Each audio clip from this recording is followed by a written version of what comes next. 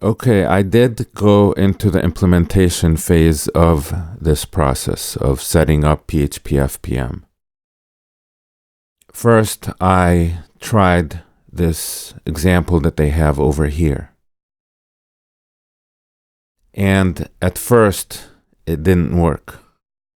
And I found out that the reason that it didn't work is, in the pool file for www, when we specified listen, we specified it to be the socket file.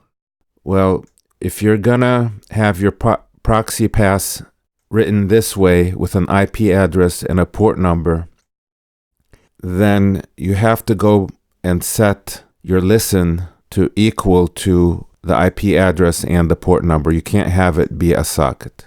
Okay, so that was one thing I found out. The other thing I found out is that this notion of putting directory index and then specifying stuff like this, that causes problems. Okay, I don't know why it caused problems, but it did. And because as you can see here, this page is actually index.php in dashboard. But if I remove this and reload, it actually works. So it's not needed even. And I'm not even sure why Apache is adding index.php automatically, because I looked for a directive called directory index in my installation of Apache, and I couldn't find that directive specified anywhere. So I think Apache on its own, it's as if that directive already exists or something. Okay, so I decided not to have this directory index directive. Okay.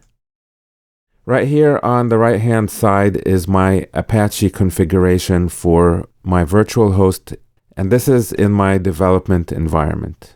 The production environment is set up very similarly.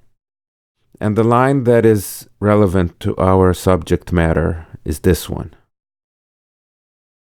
Okay? So I decided to go with this kind of setup right here. And I did this both in production and in development. And the only other thing I should mention is that I did have a problem with my PHP.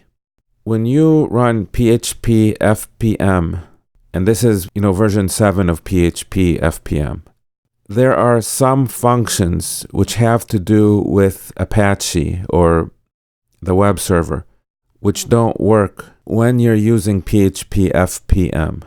For example, let me get it over here.